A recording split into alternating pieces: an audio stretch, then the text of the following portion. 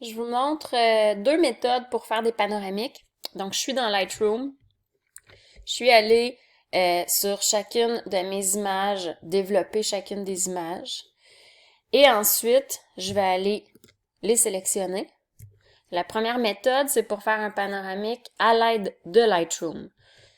Donc, je vais dans Photo et je vais faire Photo Merge, Panorama. Photoshop va, pas Photoshop, Lightroom va travailler à les assembler et me présente quelque chose ici. Donc, j'ai certaines options que je peux aller jouer, dont le Boundary Warp. Donc, on voit que pour pouvoir coller mes images ensemble, il a été obligé de les bouger un petit peu, ce qui fait que mon image n'est plus rectangulaire. Donc, j'ai des espaces blancs. Je peux essayer, voir ce que ça donne, de venir corriger ça un peu. Vous voyez ce que ça fait au niveau de la perspective? Là, c'est sûr qu'il y a un changement. C'est sûr qu'à un certain moment aussi, c'est quand même pas mal. Si je vais jusqu'à 100%, en fait, ça leur a mis ma ligne un peu plus droite et je suis venue remplir donc mon image de cette manière-là. Il y a Auto Setting aussi que je peux regarder, est-ce qu'il m'offre quelque chose d'intéressant, bien que je peux aller le faire par la suite moi-même dans Lightroom. Donc, ce que j'aurai à faire, c'est Merge. Et là, l'avantage de le faire dans Lightroom, surtout si je débute avec des images RAW. Là, c'était des images TIFF, donc ça a moins d'incidence, mais vous allez travailler avec des images RAW. Et ce que ça fait, c'est que ça vient me créer un nouveau fichier DNG. Donc, j'ai tous les avantages du RAW, même si mes images sont maintenant assemblées.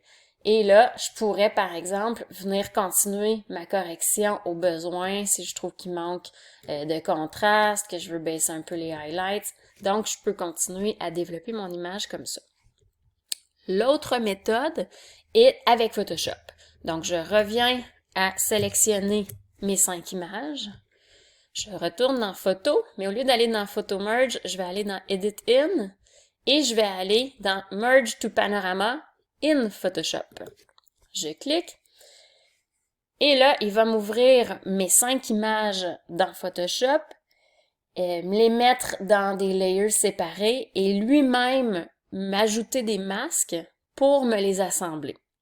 Donc, il m'amène à une première fenêtre de Photo Merge où j'ai un choix que je peux faire. Moi, je vous conseille le layout automatique. C'est celui qui va vous demander le moins de travail par la suite. On enlève le vignette et tous les Content Aware et tout ça. On garde seulement le Blend Image Together. Et on dit OK.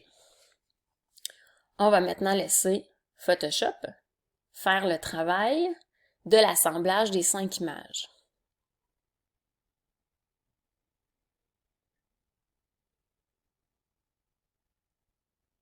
Donc maintenant c'est fait.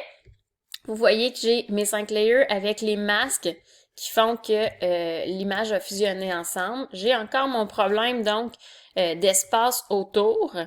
Ce que je peux faire par contre, assez simple, je vais aller me faire un calque compilé de tous ces calques-là. Donc Shift Alt Commande E. Et sur ce calque-là, je vais pouvoir aller par exemple encercler certaines parties et faire un fill Content Aware et rajouter comme ça les endroits qui manquent. Donc, je pourrais faire ça tout le long. Comme ça. Fill, Content Aware. Donc, me rajouter l'information qui manquerait. Ou encore, si ça ne me dérange pas, je pourrais tout simplement recadrer également. OK? Par exemple, je pourrais décider, de y aller de cette manière-là. Je peux garder l'original ratio, voir ce que ça va donner. Et je viens donc aux limites. C'est sûr que je vais perdre un peu dans mon image. Je rentre un peu dans mon image. Donc, tu sais, je perdrai un peu du ciel. Mais est-ce que le ciel est si important que ça? Je crois pas dans cette image-là. Là. Donc, tout simplement, je pourrais le recadrer. Et voilà. Donc, j'aurai maintenant mon image finale assemblée que je pourrais sauvegarder par la suite.